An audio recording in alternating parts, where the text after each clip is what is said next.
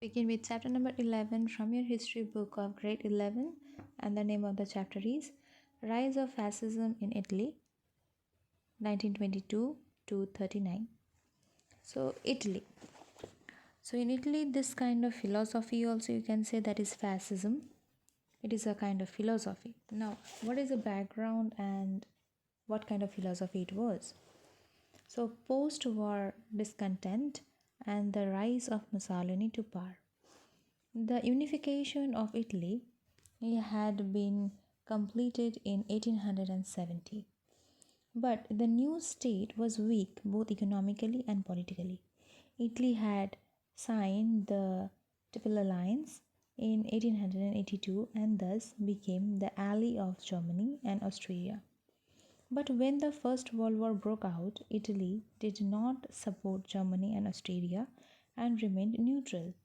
In 1915, Italy signed a secret Treaty of London with Great Britain in return for the declaration of war against the Central Powers. The Allied powers promised Italy the territories of Trentino, Trieste, and northern Dalmatia, and a sphere of influence in Asiatic Turkey. Italy was also promised a specific war loan and part of war indemnity. Then Italy joined the war on the side of the Allies. The country was backward in agriculture and industry. The distress of the people was again intensified by the rapid growth of the population. Popular unrest stated by the large-scale immigration of Italy peasants from the southern part of the country. The government tried to impose the economic condition and by different ways. The government imposed high taxation of the people. While on the other side, the conditions of the working class was extremely miserable, and their distress was again intensified by high prices and heavy taxations. As a result, socialism began to develop in Italy, like the other countries. In European politics, we will find that Italy was in a different position because this was the era of Bismarck. The French occupation and of Tunis made relations with France difficult for years. This compelled Italy to join the famous Triple Alliance formed by Germany and Austria in 1882. There were some territories in the north and northeast of Italy inhabited by Italians, but not included in the new kingdom at the time of this creation. So, when the First World War broke out, Italy remained neutral. The Allied powers held out that if Italy withdrew her support to her allies, that is from Germany and Austria, she would get few areas, as I told you. So this offers included it and Italy got influenced by it also. Why was Mussolini able to come to power? First is disappointment after the war. After the war, there was a general sense of disappointment in Italy for the treatment they got from the peace conference. They also there was a feeling that Italy had been properly compensated. Okay, there has been a problem that it was not properly compensated. In the Paris Peace Conference, the Allied powers did not fulfill the promises which they assured to Italy by the Secret Treaty of London in 1915. They were not given the port Fiume, but this was given to Yugoslavia. In September 1919, so Dionzio marched with a few hundred of Italian bravos as the seas fume before Yugoslavia or Yugoslavians came to their position or possessions of it. Next is the economic effects of the war. The economic effect of the war on Italy was disastrous. The government of Italy faced a number of problems, and so which were beyond its capacity to solve. Number three, growing in contempt of the parliamentary system. Votes for all men and proportional representation were introduced for the 1919 election. As a result, at least 9 political parties were seen in the House. No stable government was formed, and a coalition ministry was formed to rule the country.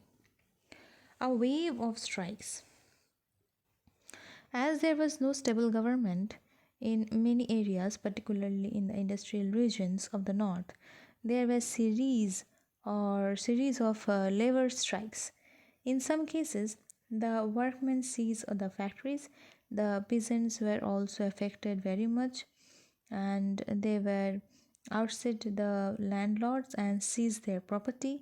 The Italian government thus failed to protect the private property of the citizens. The civil, or you can say the social reform revolution, and was going to threaten the country.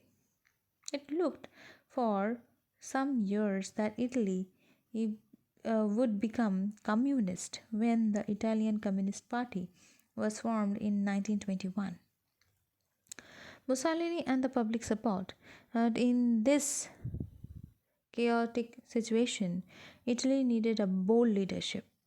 But the government under Nitti and their under Giolitti provided incapable of dealing with the situation.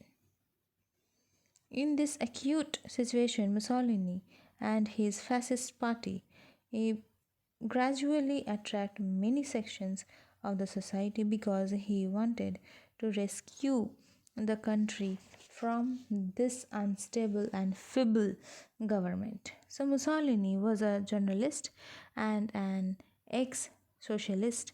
In 1919 he formed the fascist party with a socialist and republican program. So the fascist party were so called because the word fascist means a bundle of rods also with proluding axe, which used to symbolize the authority and power of the ancient Roman councils. Lack of effective oppositions. The anti-fascist groups failed to stand united against the fascist group. The fascists set up clubs all over the Italy and attacked the socialists whenever meeting violence with violence. So fascists secure 35 seats only, while the socialists got 123 seats. But socialists refused to cooperate with Giolitti government, and frustrated Giolitti resigned. So the general strike in 1922. Taking advantage of the situation, the fascists declared that they would crush the strike themselves if the government failed to do so. When the strike failed for lack of support, Mussolini felt that the situation was favorable and marched up to Rome with 50,000 black shirts. As he arrived there and 30th, particularly without any resistance, the king Victor Emmanuel III he made him the prime minister. So Mussolini thus became the first ever fascist premier in history. Next, why did the king allow Mussolini to become the prime minister? Mussolini, you can say, forcefully actually he became.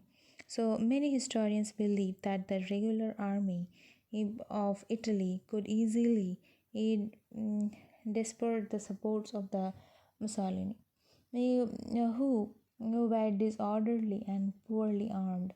Many of them reached Rome by train. The king probably lost confidence on Facta, and then Prime Minister of Italy. Thus, King Victor Emmanuel III had also doubted that the army, with fascist sympathy, might not obey order to attack the supporters of Mussolini. Rule of Mussolini. Main features. Mussolini became the prime minister of a coalition government in which only 4 out of 12 ministers were fascist. Naturally, he had to move very smartly.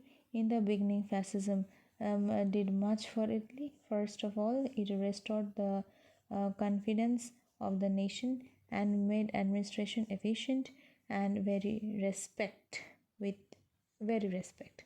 Mussolini balanced the budget, stabilized the currency, and also adjusted the difference between labor and capital so that the two should act as partners under the supervision of the state. Mussolini's main object was to make Italy self sufficient in all aspects. In the agricultural field, his slogan was Battle of Wheat. He did train the farmers and manufacture the fertilizer, and fertilizers became an important program. So, agricultural credit bank was established for the benefit of the farmers. The farmers were encouraged to join agricultural cooperation, and the modernized agriculture, you can say modernized agriculture, and number of hydroelectric generation plants were built for quick electrification of the rural areas. The first policy was to make the state supreme and destroy all opposition completely. After consolidation of his position, Mussolini introduced changes in the local governments to suit his own purposes. The fascists did not tolerate any opposition, and naturally he strict censorship on the enforcement. So censorship was introduced, like banned. Okay, anti-fascist newspapers and magazines were banned. The most important setup of the government was to control and supervise the education of the educational institution. The papacy had become hostile of the Italian government since 1870, when all papal territories came under the new state of Italy after unification. One of the outstanding achievements of the fascist government was the settlement of dispute with the papacy by the Lateran Treaty of 1929, and the Pope now recognized the Kingdom of Italy with Rome as its capital. Under the fascist regime, Italy came to occupy the commanding position in Europe. All the advantages were secured at the cost of political liberty because fascist rule was autocratic, in which there was no room for political liberty. Thank you.